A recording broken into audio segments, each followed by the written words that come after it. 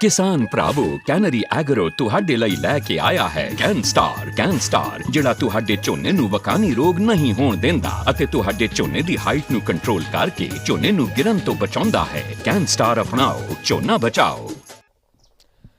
नमस्कार, तेज हरियाणा से गुरविंदर पन्नू। गांव चौटाला के किसान पिछले 40 दिनों से भी ज़्यादा वक्त से लगातार नहरी पानी की मांग को लेकर धरने पर हैं, लेकिन कई बार नेताओं की तरफ से और तमाम अधिकारियों की तरफ से आश्वासन दिया गया, लेकिन मांग सिरे नहीं चढ़ पाई है। सबसे पहले आपको तस्वीर दिखाते हैं।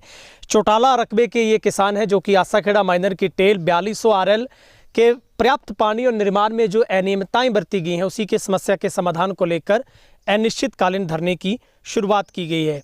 और दूसरी तस्वीर आपको पैरेलल दिखाते हैं, जो इसी के माइनर से निकलती जो नहर टेल है, इसी बात को लेकर सबसे बड़ी समस्या किसानों की है, क्योंकि मौका जो मौजूद में ये पानी जो आप बहकर आ रहा है ये करीब 3 क्यूसेक के आसपास है, लेकिन इस पूरे चौटाला के आखिरी टेल पर पड़ते करीब 2300 एकड़ के ऐसे किसानों का जो पानी बनता है वो करीब 5.5 जो क्यूसिक पानी बनता है।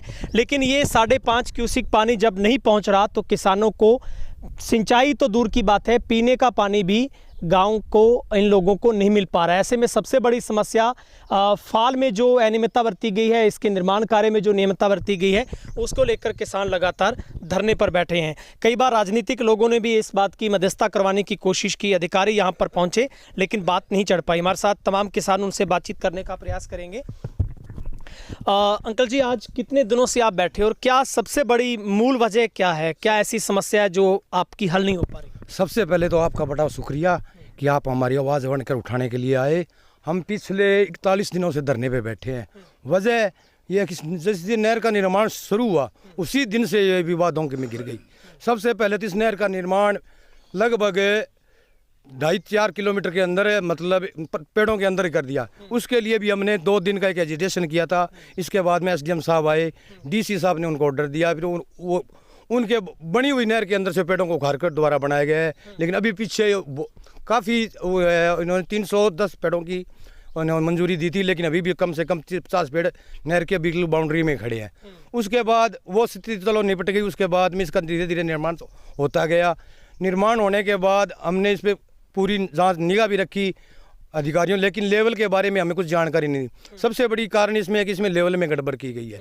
जो पीछे RD 34,000 से लेके RD 0 तक इसमें लेवल में बहुत ही मिस्टेक है। जैसे कि इसका 1000 फुट के पीछे 17 सूत की ढाल आनी थी, लेकिन वो है नहीं। वो सारी कमी ले आके यहाँ से उठा दी नहर आसाखेड़ा RD 34,000 फाल पे लेके, इसकी वजह से पानी आगे क्रॉस नहीं कर रहा। दूसरी बड़ी हमारी समस्या है, जो फाल थी हमारी पुरानी फाल थी 22 इंच की, 22 इंच को घटाकर इन्होंने 15 इंच कर दिया। तो कह रहे हैं कि पानी की वेलोसिटी बढ़ेगी, पानी ऊपर से गिरेगा तो पानी उतना ही निकलेगा। लेकिन पानी वहाँ तो पहली बात तो निकलने वो भी नहीं, पुरानी फाल भी नहीं दे रही कि उसको हटाया ही नहीं गया। इसके बावजूद उसके पीछे एक वो बना, यानी कि फाल के आगे एक फाल और बना दी गई। तो 1.5 फुट की पानी वहाँ से उनका तो निकल रहा है, लेकिन हमारे पास जो पुरानी फाल के अंदर हमारे 22 इंच की फाल थी, उसमें फाल पे 1 फुट पानी था। हमें भी यहाँ 1 फुट पानी मिलता था।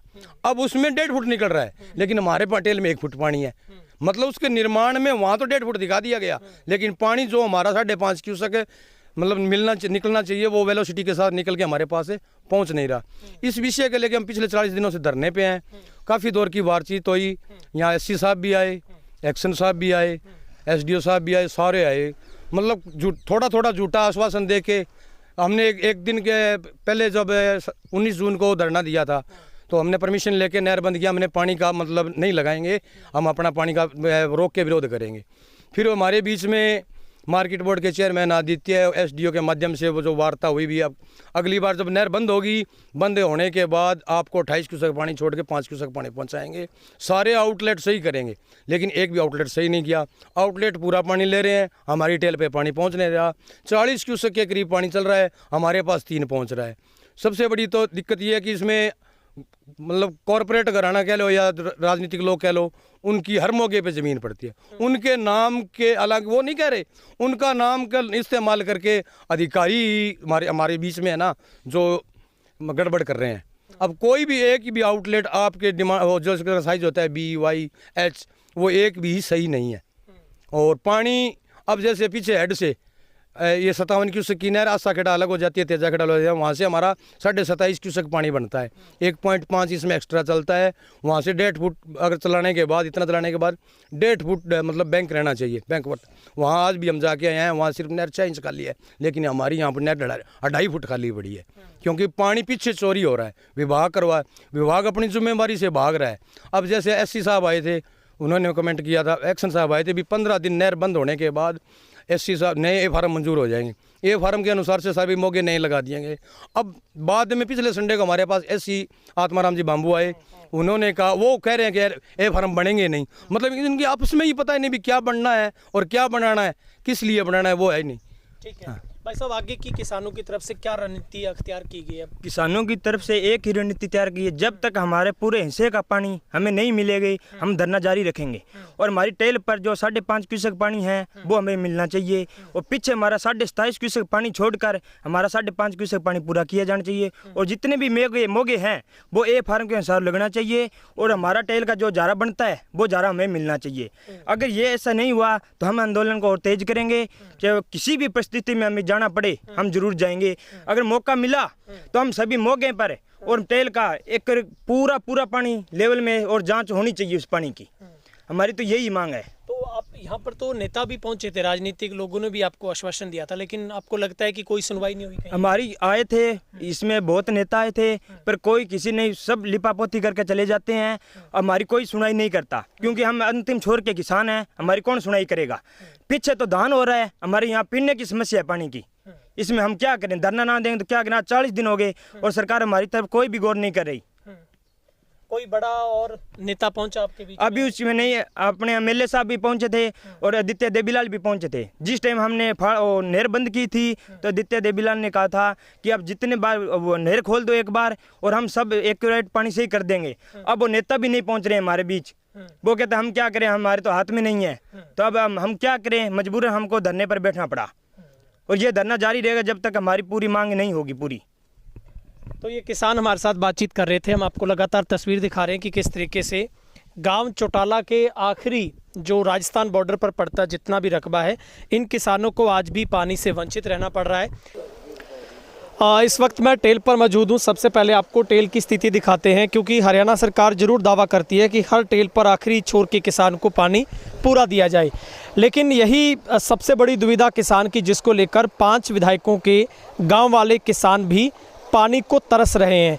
ये टेल से यहाँ से आकर 2 हिस्से हो जाते हैं, यहाँ से भी 2 हिस्सों से पानी 5-5 किलोमीटर आगे जाता है, यानी कि एक पर करीब 1200-1300 एकड़ का रकबा पड़ता है, दूसरे तरफ में जो 900 से लेकर 1000 का, कुल मिलाकर 2300 एकड़ का रकबा इसी टेल से पानी की सिंचाई होती है।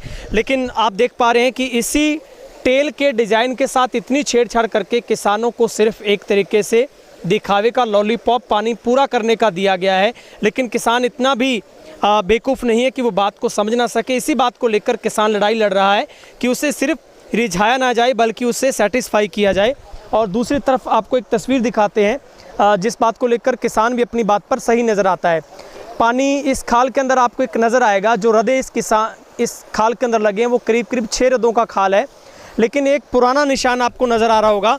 पहले जब पानी पूरा था इस टेल पर, तो जो आपको ब्लैक कलर में निशान आ रहा है वहाँ तक पानी पहले पूरा आता था, लेकिन अब आप देख सकते हैं कि 2 रदे नीचे जाके पानी सिर्फ 1.5 रदा 1.25 रदे तक पानी चाहिए। किसान दिखा रहे हैं आपको अपने हाथ से निशान लगा के, पहले पानी यहाँ तक चलता था और अब इस वक्त पानी आखिरी छोर पर चल रहा है, यानी कि यहाँ से भी 4-5 किलोमीटर दूर तक।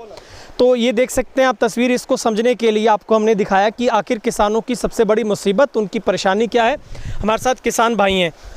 भाई साहब, क्या दिक्कत टेल पे आपको लग रही है? हमारी टेल पर यही दिक्कत लग रही है कि महकमा हमें अपने गणित में उलझा रहा है कि आपका पानी हमने पूरा कर दिया, हमें आगे मतलब नहीं। पर हम ये जानते हैं कि जब हम मौका देखेंगे, जब हम पानी लगाएं तो हमें पता चलेगा कि पानी हमारा कम है हुआ है या ज़्यादा हुआ।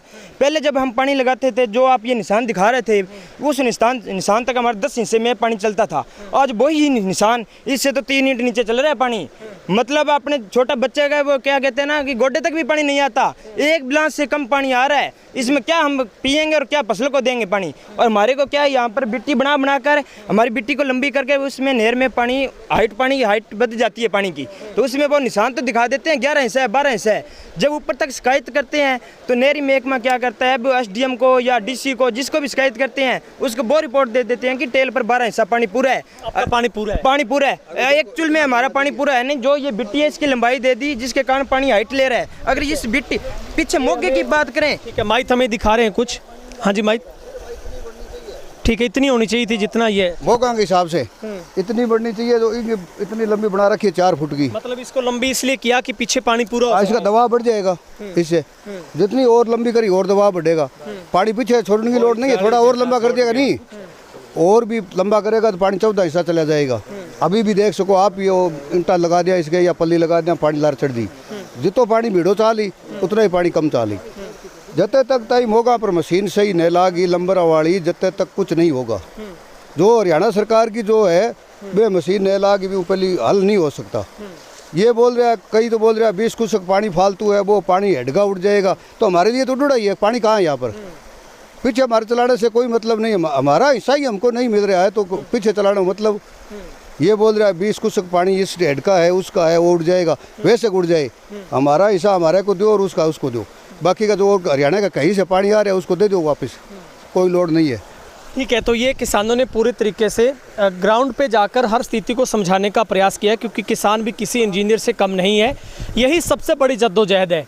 राजनीति के घरानों में सबसे बड़े घराने के तौर पर चौटाला को देखा जाता है, डवाली को देखा जाता है। हरियाणा की सबसे ऊंचा कद अगर किसी गांव का तो वो चौटाला का है। लेकिन चौटाला का किसान ही 1, 2, 4 दिन से नहीं बल्कि करीब 1.5 महीने से धरने पर बैठा है और नेताओं से लेकर अफसरों तक जू नहीं रेंग रही है और किसान को सिर्फ गणित में उलझाकर ही किसान को शांत किया जा रहा है। लेकिन टेल पर बैठे किसानों का दुर्भाग्य है कि उनका टेल पर होना ही है। ऐसे में टेल का नाम शब्द सामने आते ही बड़े बड़े गचा खा जाते हैं। खास करके किसानी शब्द में ये टेल बहुत मुनासिब नहीं समझा जाता है। लेकिन किसानों की मांग है कि उनके पानी को पूरा किया जाए।